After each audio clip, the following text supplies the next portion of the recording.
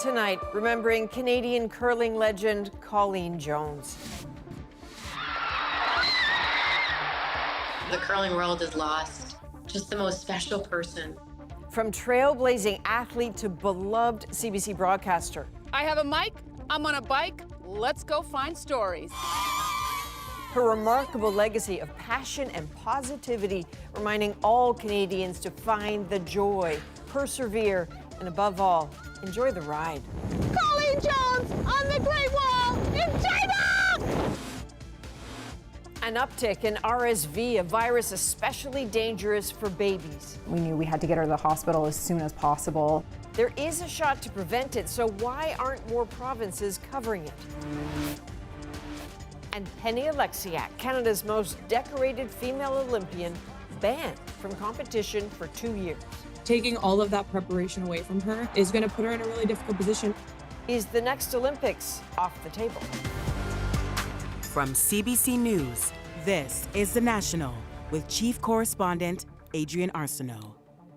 Thanks for joining us. Across the country tonight, Canadians are sharing their memories of Colleen Jones, world champion curler, CBC broadcaster for more than 4 decades, and a friend to many of us here. Colleen died today after battling cancer. She was just 65. Colleen helped pave the way for women in sports and broadcasting, winning a number of curling titles, the first when she was just 22. She was also Halifax's first female sports anchor. But above all, Colleen is being remembered for her vibrant personality, bringing joy and positivity to absolutely everything she did. Tom Murphy shows us some of her extraordinary life, the barriers she broke, and the legacy she leaves behind. You could see it in the eyes, the intense competitor that was Colleen Jones, her unwavering focus, willing her team to victory time and time again. 6-time national curling champion, 2-time world champion. It's just great to be on top. We worked really hard this year for this. 2-time Canadian mixed champion and world senior champion.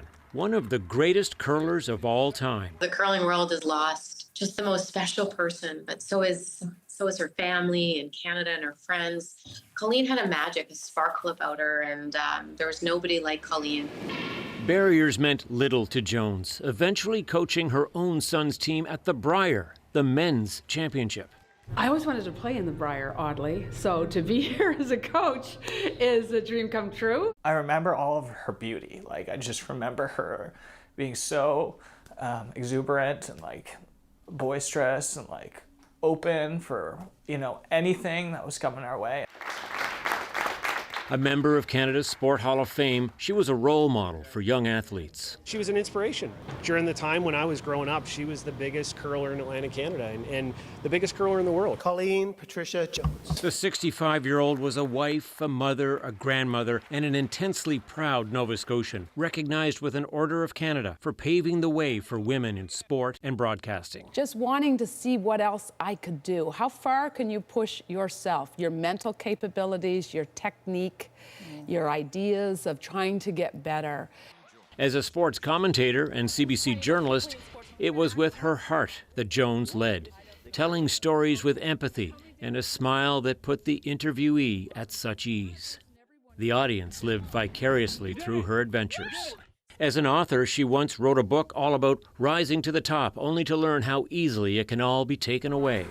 At a recent announcement for her Nova Scotia Sport Hall of Fame induction, a steely, positive determination even in the face of coping with cancer. Persevering in everything in life is just a character trait we all need to develop. That, you might not like what happened yesterday. Today's a chance to make it better.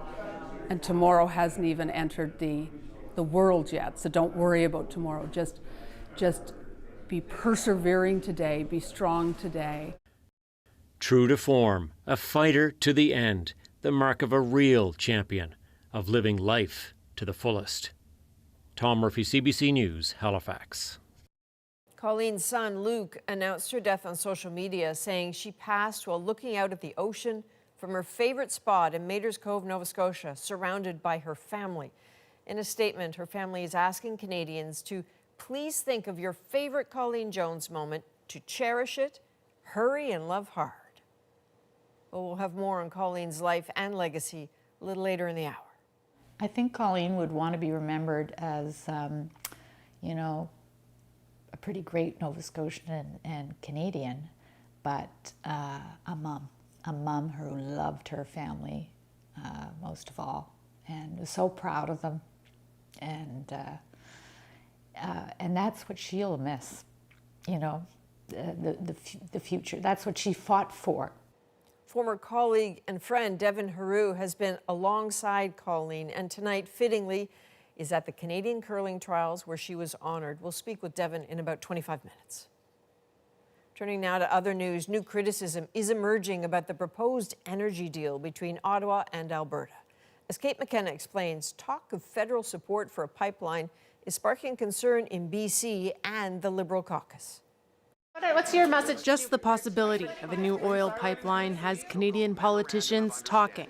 If it's anything other than a public relations ploy, why won't he say, on what date will construction begin on a pipeline from Alberta to the Pacific? The memorandum of understanding that we're negotiating with Alberta creates necessary conditions, but not sufficient conditions, because we believe in cooperative federalism. On Thursday, the Prime Minister is set to announce a new agreement with Alberta. We have a lot to discuss. CBC News has learned it's expected to include language about a pipeline through BC to the West Coast.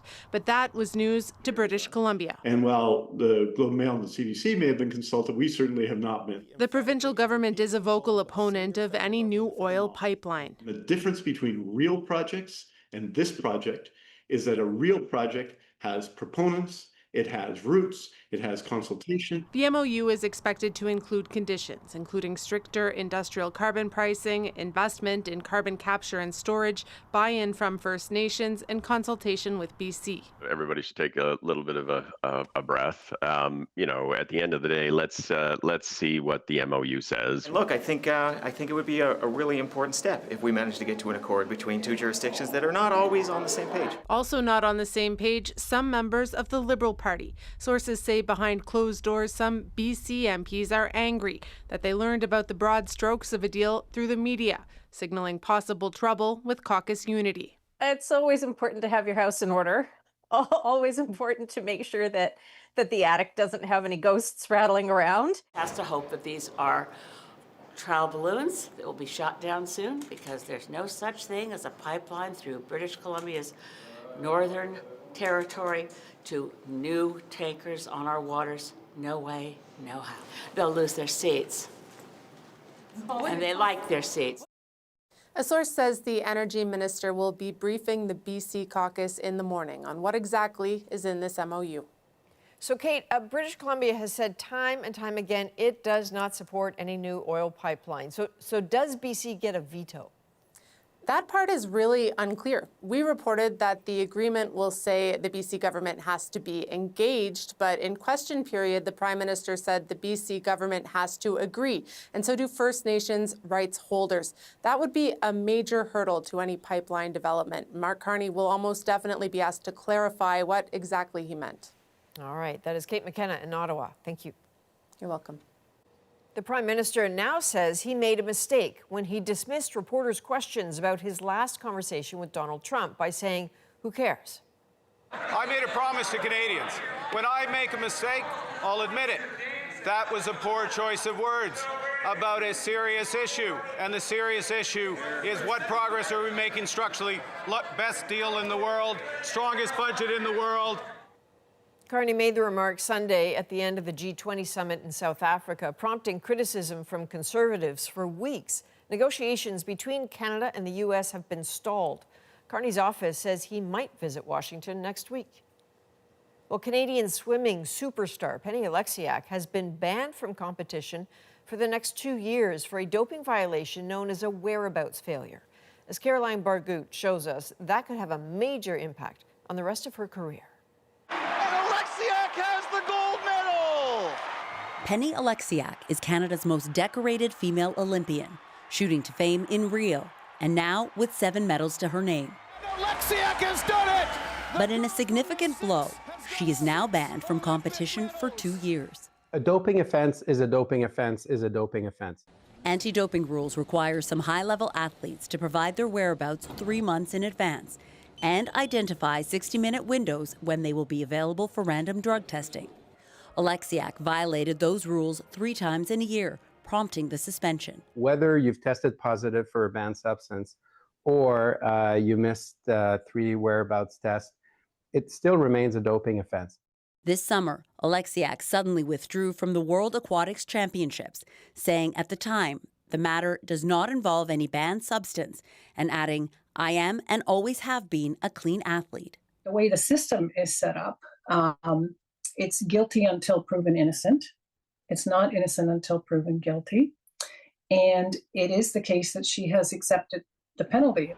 But for now, she can't train with her teammates or use national facilities, which will make preparing for future competitions and the next Olympic Games incredibly difficult. Taking all of that preparation away from her is going to put her in a really difficult position, and now she's going to have to make the decision if she wants to try to do this completely independently and give this next Games a run, or if she's going to walk away. And I think we're too early to really know where her mind's at. Swimming Canada says it accepts Oleksiak's explanation that this was an inadvertent error. We will miss Penny on the national team and hope to see her back in the pool when she's eligible. Oleksiak's suspension ends in July 2027, giving the 25-year-old less than a year to qualify for the 2028 Olympic Games in Los Angeles. Caroline Bargout, CBC News, Vancouver. In Alberta, 14 members of Danielle Smith's government are now facing recall petitions that could send voters back to the polls. As Aaron Collins explains, the push from Albertans follows the government's use of the notwithstanding clause 4 times in less than a month. Just over 2.5 years ago, Danielle Smith led her party to victory, but more than a third of her MLAs are now at risk of campaigning again. Albertans logging on and launching 14 recall petitions across the province. I'm doing it for the right reasons, to keep my MLA accountable for actions that they've taken. Actions like using the notwithstanding clause to stop court challenges of laws. They know that their actions are not morally or ethically appropriate, and that notwithstanding clause prevents any challenge against it. The policy used to force teachers back to work, ending a province-wide strike. Getting a recall petition off the ground is one thing, but triggering the actual vote isn't easy. The petitioner has just 90 days to get 60% of voters from the last election to sign on. Alberta's recall legislation brought in by the United Conservative Party in 2021. At the end of the day, ordinary Alberta voters are the boss in our democracy. Overwhelmingly supported by UCP MLAs at the time, some targeted for recall are having second thoughts. This is clearly a case of a left-wing activist group, Alberta Resistance, that is using recall, that is weaponizing it to force a general election. Some political watchers aren't sold on recalls either. It's, pushing for a do-over of the election rather than simply waiting for the next opportunity for everyone to go to the polls. Turning any of these petitions into an actual by-election will take tens of thousands of signatures in just 3 months. A heavy lift, but the fact that so many Albertans are angry enough to even try is telling. Aaron Collins, CBC News, Calgary. The Ontario government plans to impose a lifetime license suspension for those convicted of dangerous driving causing death. The brother of a man killed in a crash earlier this year had been pushing for the legislation. The best way we honor victims is by preventing future victims. I hope no one else has to stand in my shoes. The proposed law is named after Andrew Cristillo, a father of 3 killed by an alleged dangerous driver. The man charged in that incident was also charged in a crash involving Premier Doug Ford months earlier. So this is part of a broader justice bill tabled by the Ontario government. It also includes requiring those accused of a crime and granted bail pay cash up front rather than paying later if they break their bail conditions. Some human rights advocates say this discriminates against people with low incomes and could cause further overcrowding in jails. Well, this is cold and flu season. It is also the time of year when more babies are hospitalized with a respiratory virus known as RSV. There's a new way to protect infants, but as Lauren Pelly tells us, not all Canadians have easy access to it. Hello, what can I get for you today? This and this and this. Katrina Bellevance's daughter is now happy and healthy, but when she was just 7 weeks old, she suddenly couldn't stop coughing. I could tell that she was pulling, indrawing underneath her ribs. Her newborn was struggling to breathe. We knew we had to get her to the hospital as soon as possible. Bellevance's daughter was diagnosed with respiratory syncytial virus, or RSV. She spent 4 days on oxygen in the hospital. RSV might not be a household term for many families, but it is the #1 cause of hospitalization year in, year out in children during their first year of life. New data from multiple countries shows powerful monoclonal antibody shots targeting RSV are now keeping more babies out of hospital. Over 80% effective at reducing the risk of emergency department visits due to RSV. There are also vaccines available to mothers during pregnancy, which provide protection to newborns as well. This marks Canada's second season rolling out these tools, but many Canadians still don't have access. Most regions now offer publicly covered antibody shots for all babies, except for BC, Alberta, New Brunswick, and Newfoundland. Meanwhile, Ontario remains the only province that publicly funds both the shot for infants and the vaccine in pregnancy. The logistics is a more complicated thing than the science, because the science is very positive. This infectious disease physician says access and uptake could be better. He also worries anti-vaccine sentiment might remain a roadblock. Political wins could make it harder for us to keep tiny babies out of the hospital. I love this one. In Alberta, where Bellavance lives, antibody shots are only being offered this year to high-risk infants. The province told CBC News a cost-effectiveness analysis is being done before next season. I think it should be accessible. Bellavance is hopeful more kids will get the protection her daughter didn't have. Lauren Pelly, CBC News, Toronto. A group of Democrats that took to social media to tell U.S. troops they can defy illegal orders now say Donald Trump is using the FBI to intimidate them after it reached out to request interviews with them all. Our laws are clear. You can refuse illegal orders. You can refuse illegal orders. You must refuse illegal orders. This video released last week was met with instant condemnation from the White House. Trump accused the lawmakers of sedition, saying the crime was, quote, punishable by death. This move now by the FBI comes a day after the Pentagon said it is investigating Senator Mark Kelly for potential violations of military law. Well, Donald Trump says there's now no deadline for a peace deal between Ukraine and Russia, and that the U.S. is making progress towards a ceasefire. Chris Brown has the latest on where things stand and what could come next. So I think we're getting very close to a deal. U.S. President Donald Trump is signaling progress towards ending the war, but that's not what it looks like on the ground, where at least 7 were killed when hundreds of Russian drones hit Ukraine's capital overnight. This happens to my friends, this happens to my close friend, and this happens nearby me. The White House posted that just a few delicate but not insurmountable details must be sorted out. But they appear to include the same intractable issues that have doomed previous proposals, including Russia's insistence that Ukraine turn over territory it hasn't conquered.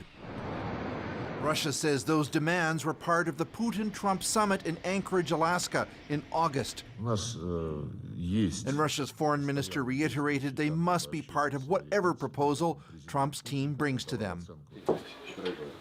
Despite suffering 1 million casualties, according to Britain's defense ministry, Vladimir Putin appears to believe he can outlast Ukraine, and he may be buoyed by tactical successes of late on the battlefield. The initial draft of the 28-point plan included points that were not acceptable. The widespread view in Europe and Ukraine is that Trump's proposal, which would also bar Ukraine from joining NATO and cap its military, heavily favored Russia. 9 months old. Europe has largely been sidelined in these discussions. On Tuesday, 36 countries, including Canada, met virtually as part of the so-called Coalition of the Willing and implored the U.S. to intensify the pressure on Russia. Ukraine's Vladimir Zelensky may meet personally with Donald Trump to try to address the contentious questions of troops and territory. But Russia's Vladimir Putin has never budged from his maximalist demands aimed at diminishing Ukraine's sovereignty. Chris Brown, CBC News, London. A celebrated Canadian author reveals the truth about his Indigenous ancestry. He was upset. He was really wounded by it. Why Thomas King is coming forward now. Next. McGill University is cutting more than 24 sports teams. Losing something like this is a big shot to university. Now top Olympians are speaking out against the move, and Jamaica's bobsled team makes history in Whistler. When I came across that finish line and saw that we were in first place, I couldn't even believe it. Their determination and celebration in our moment. We're back in 2.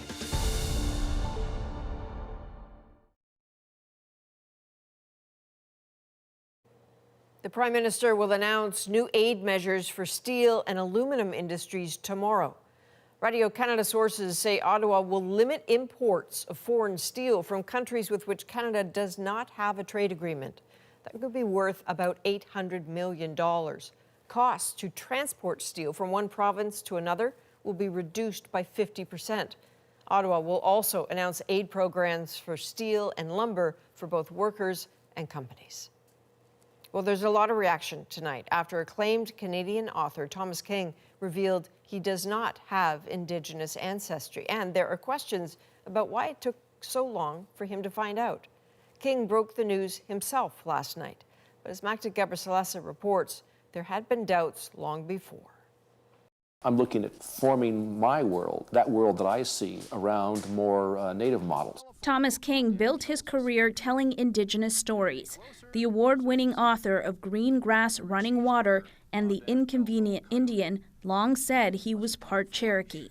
Now, in an essay in the Globe and Mail, he reveals he has no Indigenous ancestry at all, writing, at 82, "I feel as though I have been ripped in half." He was really wounded by it. King said his mother told him his father was part Cherokee, but after rumors surfaced about his heritage, he connected with the Tribal Alliance Against Frauds via video. Among those on the call was Daniel Heath Justice. He remembers questions around King's ancestry going back many years. I was actually told by some folks back in the nation, he's not enrolled. We can't prove anything here. King is one of several high-profile artists and authors whose Indigenous identities have unraveled under questioning. The First Nations belief, including Canadian novelist Joseph Boyden and musician Buffy St. Marie. Many of us didn't want it to be true. Veldon Coburn says in today's world, it's easy to verify one's genealogy. In the case of the Cherokee here for Professor King, that is one of the most fastidious and documented and rigorously recorded Indigenous nation. King says he intends to return his National Aboriginal Achievement for Arts and Culture received in 2003, but there are calls for him to do more. The money that you make off of these Indigenous stories, donate them to support the future of brilliant Indigenous writers. In the meantime, the fallout continues. The Edmonton Opera has now canceled its adaptation of King's novel, Indians on Vacation. Magda Gebrselassie, CBC News, Toronto. Montreal's McGill University axes more than 24 sports teams. For female rugby players and for women in sports in general, this is just absolutely, it's super disappointing news. The growing outcry from students and Olympians, and she was a champion of Canadian sports. Colleen taught us so much. She taught us how to compete. She taught us how to lose graciously. Longtime CBC broadcaster Colleen Jones has died. Her remarkable life and legacy. Next.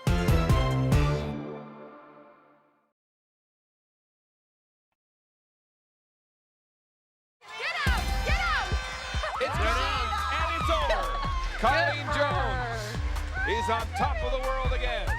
In many ways, Colleen Jones was a quintessential Canadian superstar, a fierce competitor, globally accomplished, gracious in victory and defeat.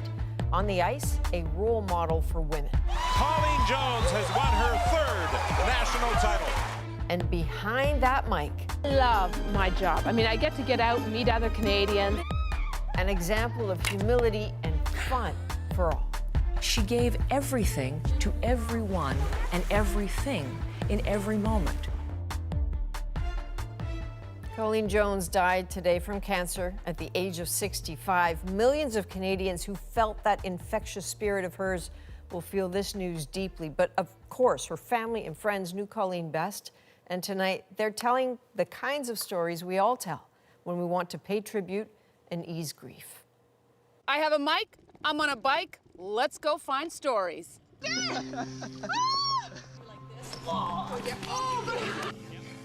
Oh, wow, this is a workout. You should be the skip. I'll be the skip, you sure? John Clark's giving Harold Reddicoff instructions on how to flip pancakes. And look, we have Team Nunavut right here with us! I think they're just a little bit pumped. Whether it was in front of the camera, whether it was on the ice, wherever she was, Colleen Jones was larger than life. Maybe I'll go set up an interview now. Till next time. Her zest for life, her infectious positivity was evident in everything that she did. I think maybe the best way to sum up Colleen can be realized through a quote she has in a photo frame above the fireplace in her living room.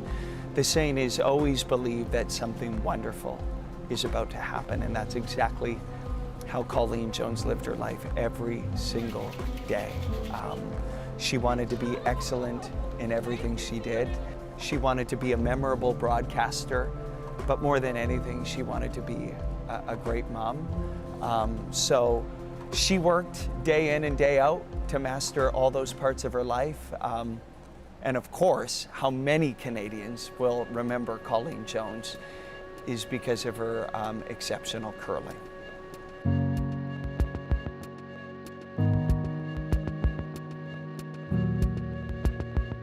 My whole life has been shaped around curling and throwing rocks.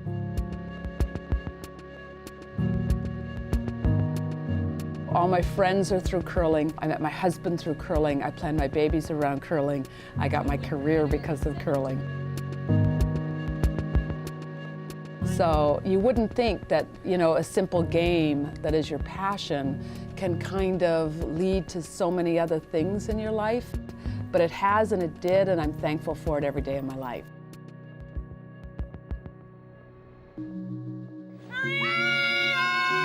Double would win it here. Got one. She got two. Get out! It's gone, and it's over. Colleen Jones is on top of the world again. She was always searching for the right recipe. She was always looking for a sisterhood that would allow her to ascend to granite glory. And she found it in Kim Kelly, Marianne Arsenault, and Nancy Delahunt. There's the roll, but is it enough? Oh, it's going to be close. I think Nova Scotia's got it. They have. Nova Scotia wins it. We were hanging on to Colleen. She's hanging on to both of us, and it's just this high intensity. We're shivering. Her knees buckle. I think she was going down, and Nancy's busy doing her work over there. And then the elation, I can still hear the screaming is great. Shoot! Yes! And with this stone, let history record a milestone in women's curling. Colleen Jones and Team Canada with an unprecedented fourth consecutive Scott title. Colleen taught us so much. She taught us how to compete. She taught us how to lose graciously, win graciously, and get better and better every time. She was insistent on getting the most out of herself and hoping that we would work as hard as she would to be that precise and have that a level of excellence. Colleen and I span over 30 years. We've spent so much life together. We ended up, I guess, with a bond like a sister. That's what she means. Obviously, going to the curling rink, being in a space like this, being in front of the camera, those things really drove Colleen and lit her up, but it was really her family. And I would want people to know that more than anything. It was Colleen's family. In fact, one of the reasons why she wasn't public about her battle with cancer was because she wanted to protect her family. My mom was a mythical legend, right? And a superstar. There were moments I could barely look at her and think she was a real person. Like, it was like, how did I get this so lucky? Everything that everyone knows about her, whether it was from curling or her work in CBC or just being in the community, she was 5 times that as a mother to me, you know, and she gave me everything that I could have ever wanted. Colleen loves life, and she has been fighting a battle because she loves life. She's traveled all over the world, but always says to me, I'm so glad to be home. It's she's very, very fierce, loyal, Haligonian, Nova Scotian, loved to tell stories about Nova Scotia. This is spectacular. What a view. Did I find something? Keep your body straight. Body is straight. And then just go like this. You got it, there you go. I don't think I've got it. Well, I think bringing backyard stories to the front yard and seeing the everyday heroes and everyday people is so important, because there's good people out there doing amazing things. Lift up a little bit. Get down a little lower. Don't get cocky. Okay, see that? When she would go out and film a story, it always had to do with something either quirky or someone interesting she just met. She could pull a story out of nothing because she knows that at the core of each of us is a story to tell, and she would find that story. She could just tell the most incredible human story and was joyous in the telling. It came through every time. And 10 to 1, those were the stories we would remember every single day more than anything else on the show. Oh my gosh, everything is happening today. The semifinals at 12:30 p.m. Eastern on CBC Sports Canada. Colleen took her job as a broadcaster very seriously, but for as serious as she was, she loved having fun. We would always film these curling previews, and sometimes they would become a little unhinged. You know what? We will get you the matchups. No, let's just say semifinals. What she would want people to remember about her is how tenacious she was and how she never stopped believing in her dreams to the very end. She would want to be remembered as a fierce warrior. She loved deeply, and she was so unafraid of letting people know how much she cared about you.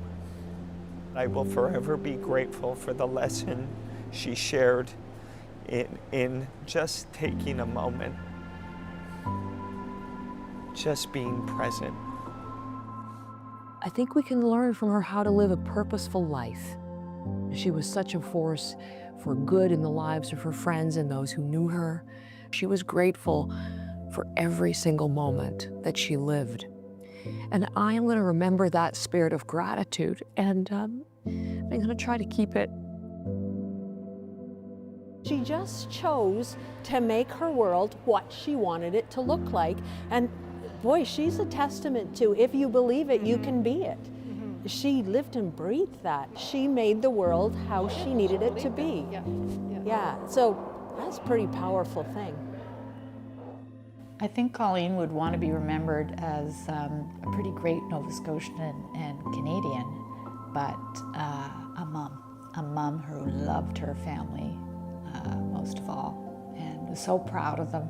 That's what she fought for, to have every extra day with her sons and her daughter-in-laws and her grandson and her husband. She would just be saying, don't worry about it, folks. I've had my share of wins, you know? Like, it's gonna be what it'll be, and she'll be to each person something a little bit different. But I think if I can also say, like, remember her as a great mother, because, yeah, she's like the best. My two wonderful boys, Zach and Luke, it was you two who were my inspiration at every step, wanting to show you guys that maybe if you dream big dreams and stay on the road and don't get off when you hit the first bump, that maybe good things are going to happen. Maybe if you stay on the road long enough, you might get to where you want to go.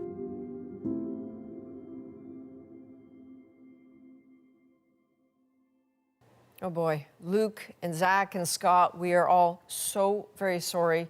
We're sending you so much love, and we're sending some of that love the way of Colleen's forever partner in curling shenanigans, Devin Haru, who you just heard from there. I'm pretty sure, Devin, that if there's one place Colleen would have wanted you to be today, it is precisely where you are right now, right? At the Scotiabank Centre in Halifax, at those Canadian Olympic curling trials. Your tribute to Colleen was beautiful, as was, as I understand it, the moments at the trials tonight with tributes to her. Can you talk to me a little bit about what that was like? Adrienne, good evening. This is an immense loss, overwhelming emotion inside this arena. You're exactly right. Colleen would love this.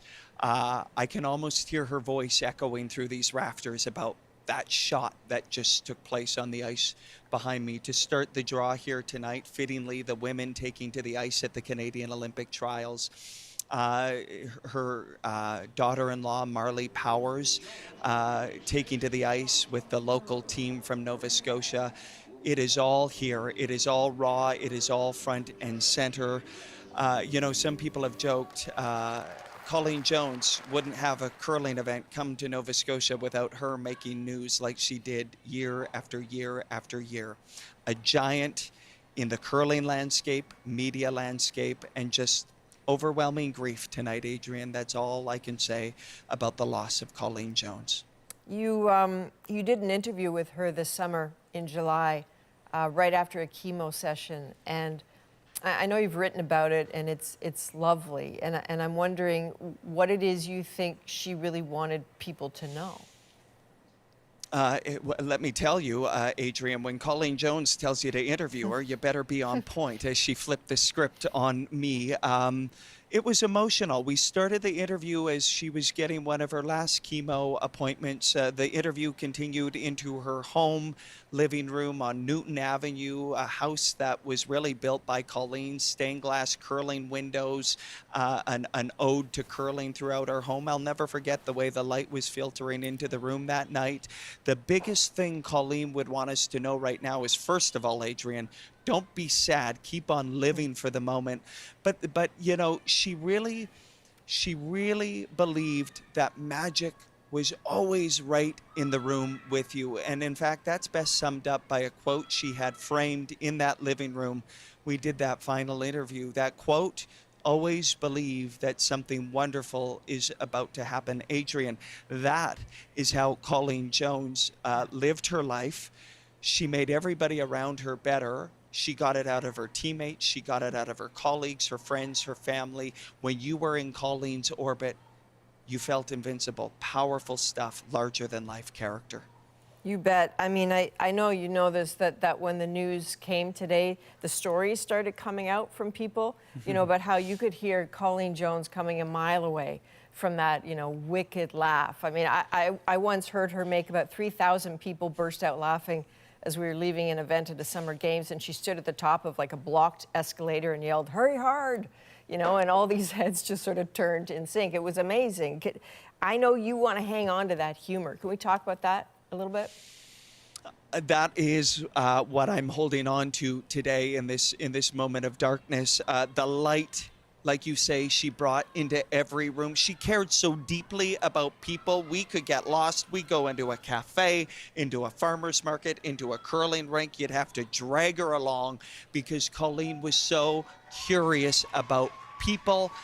And belly laughs, Adrian. I have never laughed like somebody like Colleen Jones in my life. I'm going to miss it dearly. I'm going to miss our curling shenanigans, as you say. I know the country is mourning tonight.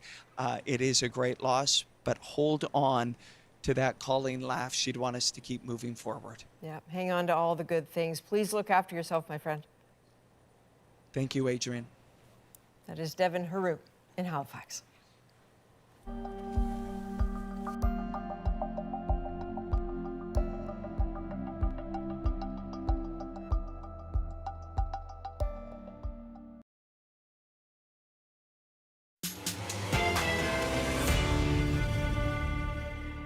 Some high-profile athletes are adding their voices to those of disappointed McGill students. The university will cut more than 24 sports teams. Alison Northcott has the details. Reminiscing over past competitions, these McGill athletes say the university's decision to end its 125-year-old track and field program is devastating. Knowing that it'll end at us essentially being the last class, is going to be quite a big impact. Track and field was an enormous factor in where I went to university, and many of my teammates and I would not be here if we had known that this was going to happen. McGill's athletics department is reducing the number of competitive sports clubs and varsity teams it supports. It says an internal audit and external review showed the current structure was no longer sustainable. 15 programs will be cut next season, including men's baseball, fencing, and women's rugby. It's a challenge to offer sports. It's not as simple as throwing out the ball and letting people play. There's a lot of effort and administrative oversight behind the scenes. The change has resonated beyond McGill. Canadian Olympian Bruni Surin called it a major loss for the entire Quebec and Canadian athletic community. Some worry it's not just the program being lost, but possibly access to McGill's world-class track and field facility. Losing something like this is a big shot to university athletes, but also it may have impacts on higher level sports.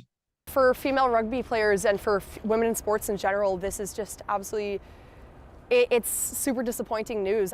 This women's rugby team player hopes McGill reconsiders as more people speak out. It's other women in sports. It's, you know, even people who don't play sports that just acknowledge the importance of having recreation, of having these athletics programs available to women at McGill.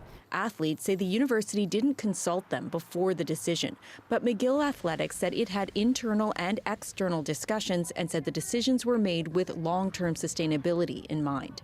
Alison Northcott, CBC News, Montreal. Coming up, Jamaica's four-man bobsled team makes history in Whistler. I was just standing there speechless. It's a big moment for us. Their very first gold on the international stage in our moment. Next.